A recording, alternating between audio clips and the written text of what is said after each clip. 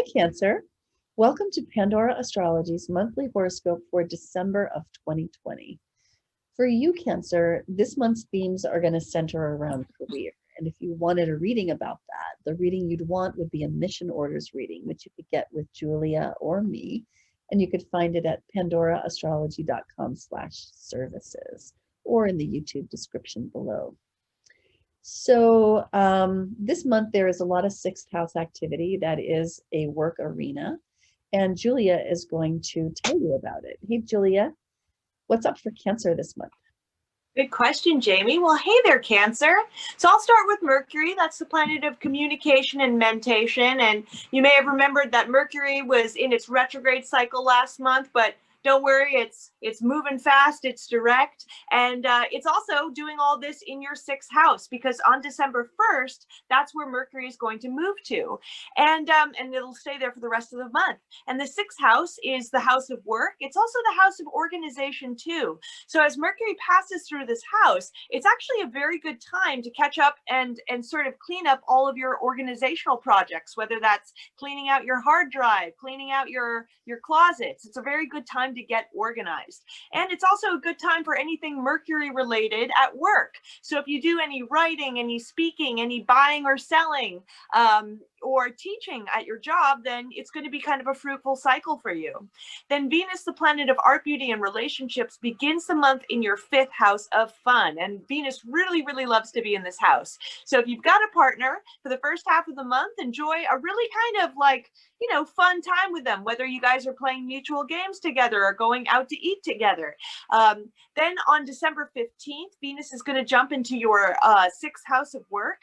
And then, that's going to be a wonderful cycle for getting along really, really well with the people you work with. So that can be your boss, that can be co-workers, clients, anything like that. And if you're single, when Venus moves through the sixth house, sometimes you even can get a little bit of a crush on somebody you work with as well. Then the last planet I want to talk about is Mars, the planet of action and activity. And it is still in your 10th house of career and authority figures. So Mars has been in this house for a number of months, probably around, I think, since July, and even went through a whole retrograde cycle ending last month here. So as for a number of months, you've been dealing with frustrations, flare-ups, either within your career, or also, since the 10th house represents authority figures, if your parents are authority figures, if you have teachers who are any type of authority figure in your life, you've really, really been butting heads with them a lot. The good news is that this cycle is beginning to resolve itself throughout this month. You might have to deal with some of the themes, but you're coming out of it. And then we're going to all have a fresh start next year as Mars moves in to your next house. Yeah, and thank goodness. That's really going to be a state-based shift. And there's another reason why, two more reasons why, actually. And that is that Saturn and Jupiter are finishing up Capricorn, which is your seventh house where they've been all year. And they're going to move into Aquarius. And here's Saturn doing it on the 16th or 17th, depending on your time zone, and followed pretty quickly thereafter by Jupiter, both moving together into Aquarius there in your eighth house. So Saturn brings tests. And so Aquarius has to do with your peeps, your group, your tribe. So Saturn will be bringing a time of testing for both activists and tribalists. Jupiter, on the other hand, has a more expansive feel, more fun, more growthful. And so Jupiter's themes are going to bring expansion to these same areas. Maybe growing into your tribe, getting a sense of connectedness to your peeps. And also Aquarius is associated with technology, particularly internet style technology. So there may be some expansion around that as well. Jupiter's going to be in Aquarius for about a year. So it's going to move out on December 28th of 2021. And it's probably really going to bring a lot of the year's character. So we have a shift of season that happens every month. Not that extraordinary, but still worth mentioning. The sun is in Sagittarius during the beginning of the month, and then it moves into Capricorn, which is, again, your seventh house of partnership. And the sun is all about attention. It's about the spotlight of attention and bringing conscious awareness to any area that it moves into. So it's going to be bringing some consciousness to your house of partnership, of relationship. And since Mercury will already be there, that may sort of bring even more conversations with your partner in the final third of the month. Now, I have a couple of moons to tell you about as well. There is a new moon on December 14th. Right here it is in Sagittarius, which is your 6th house. And Julia was talking about Mercury being there and Venus moving in there. And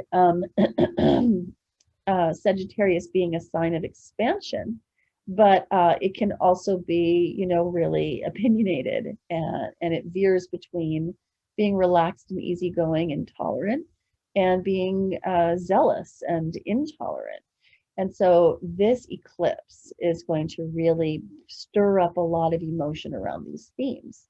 For you, that lands in the house of work. And so you might find yourself fielding those kinds of, I don't know, feelings, upsets, arguments in your workspace. The last moon that I want to tell you about happens on the 29th, and it's a full moon in the sign of Cancer across your axis of self and other, the 1st house and the 7th house. And so this is a very relationship oriented moon for you. And it's happening on December 29th. So you'll notice effects during the day before, the day of, and the day after. This moon includes a strong Chiron theme. So we're calling it balancing, healing, and taking action, because Chiron, the wounded healer, is involved. And so you'll probably have to make some challenge choices and do some balancing between, you know, who am I and how do I feel? How do I identify with how I feel? And who is this other person? And are they strong and steady as a balancer to my feelings? Or can I be strong and steady in the relationship? And where do I need to assert myself here? These would be some of the questions that might be on your mind. So that's about all that we have for you today. We love making these horoscopes for you. We hope you enjoy watching them too. If you do, please do like, share, and subscribe, and let all your friends know what we're doing over here in our little corner of the cosmos. You can find our news of the month on our website, pandoraastrology.com, at /monthly-forecast to that. You can also find it in playlists organized by month at the Pandora Astrology YouTube channel. And until next month, we'll see you around the cosmos. Bye. Bye-bye.